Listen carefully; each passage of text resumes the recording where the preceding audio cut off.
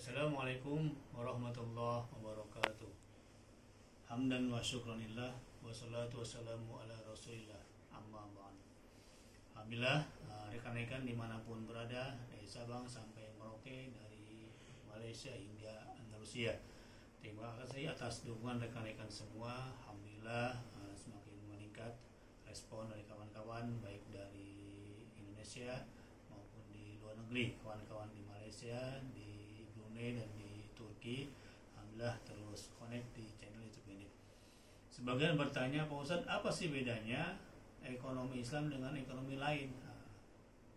Sebagaimana kita ketahui ada tiga yang sekarang sudah berjalan, ekonomi kapitalisme ya, kemudian ekonomi sosialis, dan sekarang ini ekonomi Islam muncul alhamdulillah ke permukaan.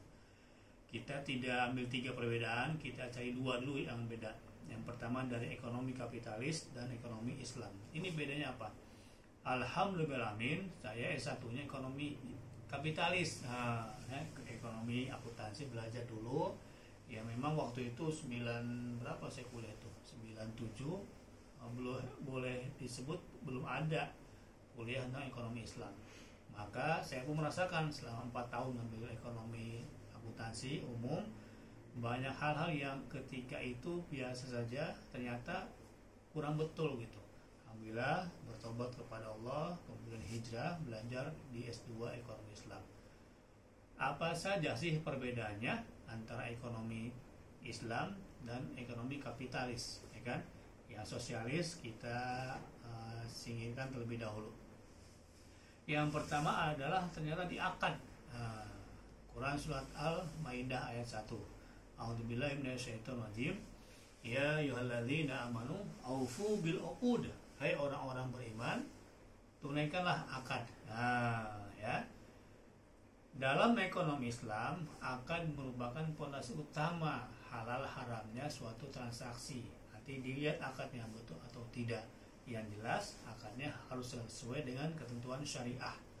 Kalau di yang kapital saat ini akadnya kebanyakan bahkan boleh dibilang basisnya berdasarkan ribawi. Selama saya kuliah 4 tahun saja tuh belajar ekonomi, ternyata nanti hitungan riba, bunga senantiasa tuh di manajemen, di akuntansi, di pemasaran akan terus masuk bunga. Dalam bahasanya interest ya. Selama saya kuliah sih belum pernah didengar tuh ini riba. Kemudian haramnya riba tak ada, karena waktu itu kuliah ekonomi umum seperti itu. Nah, maka di ekonomi Islam ini tidak dibenarkan. Wa halallahul bai'a wa harramar riba. Allah halalkan jual beli dan Allah haramkan riba. Jadi yang pertama beda ekonomi Islam dengan ekonomi kapitalis adalah akadnya ya. Akadnya yang Islam berdasarkan syariat, bukan berdasarkan riba. Kalau yang konvensional, yang ekonomi kapitalis, kebanyakan bahkan cenderung pondasinya adalah ribawi. Kemudian daripada itu, maka nanti akan ada aturan-aturan ya. Untuk lebih simpel sebetulnya, saya kasih pertanyaan, apa bedanya antara nikah dengan zina? Kan? Secara umum nikah halal, zina haram. Oke, apalagi? Kalau nikah berpahala, kalau zina berdosa. Oke, apalagi? Pada intinya beda antara nikah dan zina di mana? Di akad.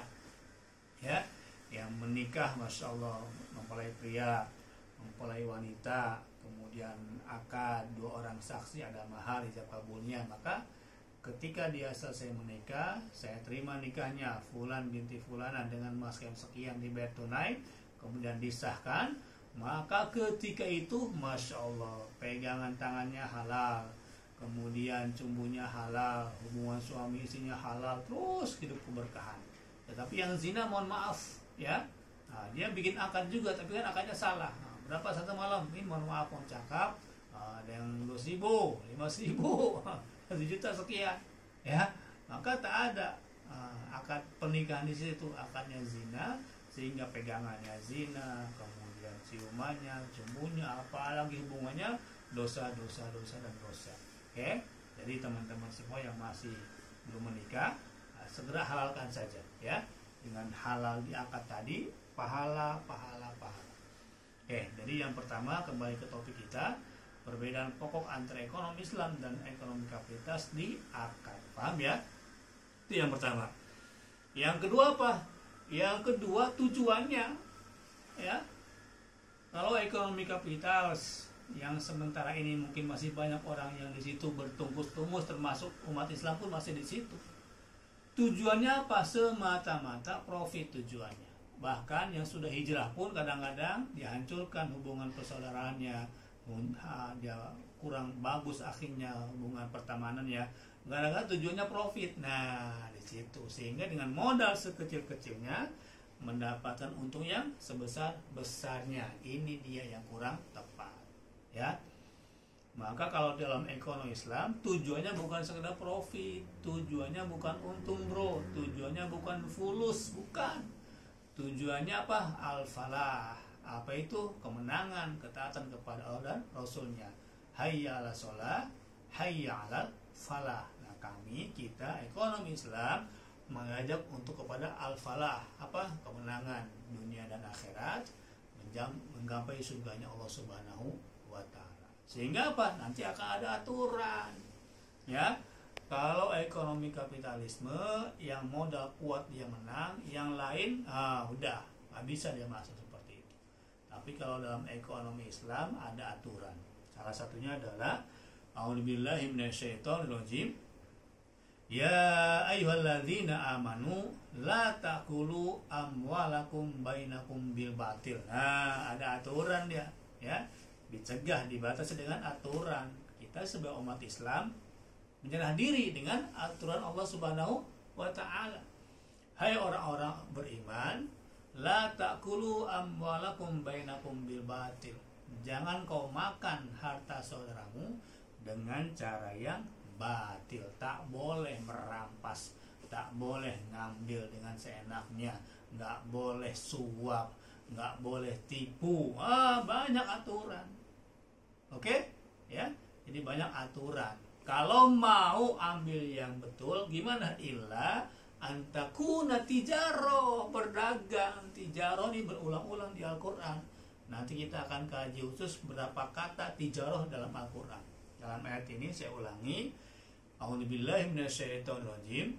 Ya ayyuhalladzina amanu, hai orang-orang beriman, la ta'kulu, jangan kau makan la ta'kulu amwalakum bainakum bil batil, harta saudara kamu dengan cara yang batil, illa an takuna tijaratan an taradin minkum, kecuali dengan jalan perniagaan. Dan niaga saya tidak cukup, jual beli saya tidak cukup, an taradin minkum, saling ridho, saling suka-suka, saling ridho penting. Saya juga ridho Pak, dengan bunga sekian persen. Ridonya di landasan yang salah, karena tadi angkanya dalam bentuk riba. Masya Allah. Oke, semoga paham. Jadi yang pertama akarnya, yang kedua tujuannya. Sehingga kalau tujuannya bukan sekedar profit, tetapi falah, tetapi kebahagiaan, kemudian ketaatan kepada Allah dan Rasulnya. Ya ayyuhalladzina amanu, dan ayat yang tadi dan ayat yang lainnya adalah ati Allah wa Rasul. Ati Allah wa Rasul. Taatlah kepada Allah dan juga taat kepada Rasul. Apa fadilahnya? Wa may yuti'illah wa rasulah faqad faza fawzan 'azima. Kalau kita berdagang, kita bertransaksi, kita buat akad, tetapi dasarnya ketaatan Allah dan Rasulnya, insya Allah akan mendapatkan kemenangan, akan mendapatkan kebahagiaan yang dahsyat nanti dunia dan di akhirat. Oke ya. Yang ketiga, apa sih bedanya antara ekonomi Islam dan ekonomi kapitalisme? Perbedaannya apa? Ya, perbedaannya adalah cara tadi. Saya ulangi lagi, caranya akan berbeda. Ya, dengan cara ekonomi Islam, kaila yakuna dzulatam bainal aghniya'i minkum. Ya, alhamdulillah saya jadi semakin mengkaji ayat-ayat tentang muamalah, tentang bisnis. Ternyata kalau dikaji di Al-Quran banyak sekali nih ayat-ayat tentang bisnis, tentang muamalah. Ya, kembali ke tadi bahwasanya ya dalam ekonomi kapitalisme selain dia profit, hanya tujuannya profit saja. dalam Islam bukan profit, tetapi tadi ketaatan Allah kepada Rasulnya, sehingga hasilnya pun ketika orang Islam mendapatkan profit tadi akan keluar tuh 2,5%-nya buat umat, ya.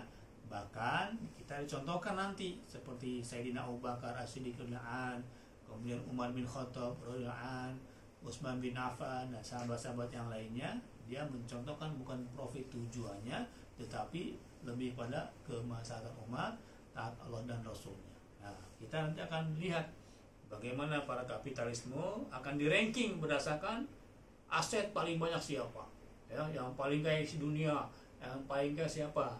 Tidak dilihat bisnisnya halal atau haram. Nah, gitu. Yang penting profit yang paling gede dia nomor satu. Dalam Islam tidak, ya. Dalam Islam kebermanfaat kepada umat. Masya Allah. Semakin banyak profitnya, semakin banyak anak yatim yang dia bimbing. Allahu Akbar. Semakin banyak untungnya, semakin banyak manusia yang dia akan bantu. Semakin banyak profitnya, dia akan semakin tolong duafa, kemudian dia akan tolong fakir, miskin, goremin, mu'alaf, dia akan tolong seperti itu. Sehingga apa? Jelas nampak nanti perbedaan ekonomi Islam dengan ekonomi kapitalis. Contoh terakhir, ketika masa paceklik di Madinah, air sudah sedikit. Ketika itu ada sumur yang dikuasai oleh orang Yahudi. Kemudian barang mahal, air mahal. Orang Islam semakin tak sanggup beli air. Nih, kita akan lihat salah satu beda di sini, ya kan? Yang dilakukan oleh Utsman bin Affan. Maka Nabi sabdakan, siapa yang bisa membeli sumur Yahudi tadi, sumur Rauma, akan dijadikan surga Allah Subhanahu wa taala.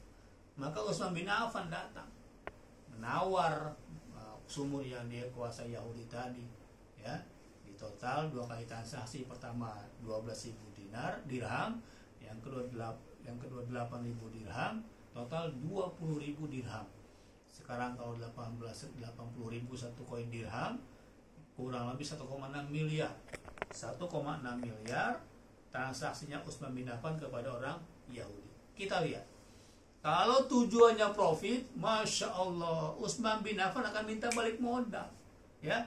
Dia akan jual kepada orang-orang Islam di Madinah walaupun murah, tapi dia sudah berkuasa atas satu lahan produksi yang vital ketika itu, air di Madinah. Masya Allah, dijual.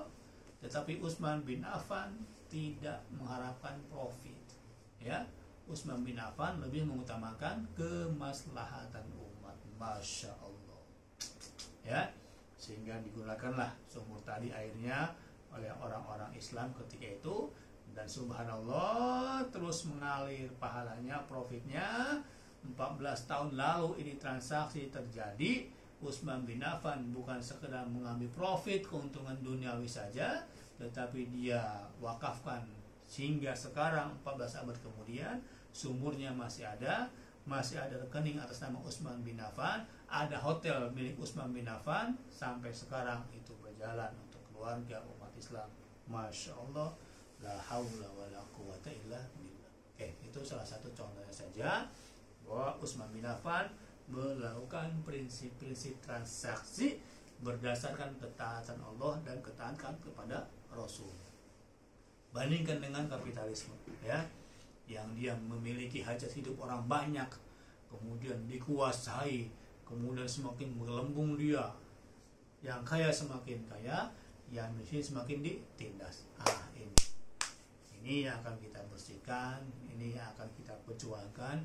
Yuk sama-sama hijrah kepada yang syariah, insya Allah lebih barokah dan akan mendapatkan kebahagiaan dunia dan akhirat. Terima kasih. Assalamualaikum warahmatullahi wabarakatuh.